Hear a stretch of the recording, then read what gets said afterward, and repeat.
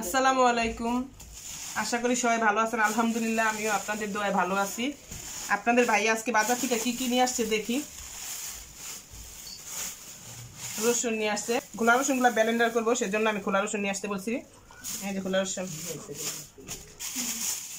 করলা, টমেটো,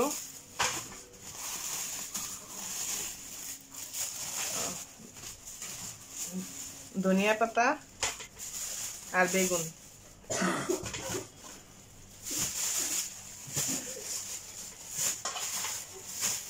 আর মাছ নিয়ে আসছে। কি মাছ নিয়ে আসছে দেখি। পোয়া মাছ নিয়ে আসছে। এটা হচ্ছে দেশি পোয়া মাছ।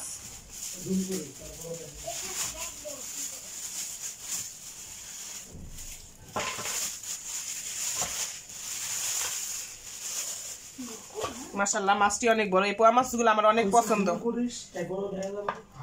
এটা হচ্ছে দেশি পোয়া মাছ।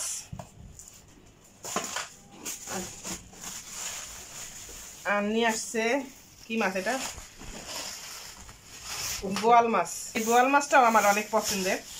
বোয়াল মাছ পাইছে ভালো, তাজা বোয়াল মাছ নাকি এগুলা, এই জন্য বোয়াল মাছ নিয়ে আসছে।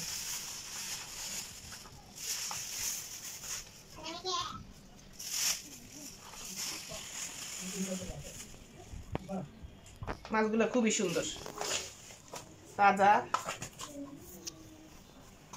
তো বাজার তো নিয়ে আসছে, নেওয়ার আগে আমার সব রান্না বান্নাও হয়ে গেছে। বাজারের আগে আমার রান্না হয়ে গেছে দুপুরের জন্য। আজকে রান্না করছি শিং মাছ দিয়া, নতুন আলু দিয়া, ধনিয়া পাতা দেওয়া হয়নি এখনো, ধনিয়া পাতা দিব। আর এইখানে রান্না করা হয়েছে ইলিশ মাছ দিয়া আর পেঁপে দিয়া। এটাই দুপুরে আজকে খাওয়া। মাছগুলা তাজা তাজা থাকতেই মাছগুলা কাইটা ফেলাই, বেশিক্ষণ রাখলে মাছ নরম হয়ে যায়।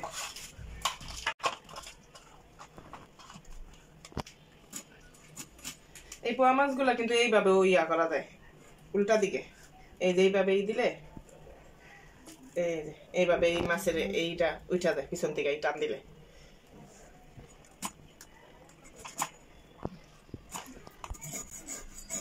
পোয়া মাছগুলা কাটা শেষ। কতগুলা হয়েছে পোয়া মাছ। এই মাছটা অনেকেই চিনে না যে এই মাছটার নাম কি বা কি। এটা তো বললাম এটার নাম পোয়া মাছ। আর এই মাছটা কি দিয়ে খাইতে বেশি ভালো লাগে, যারা যারা খাইছেন এই মাছটা কমেন্ট করে জানাবেন।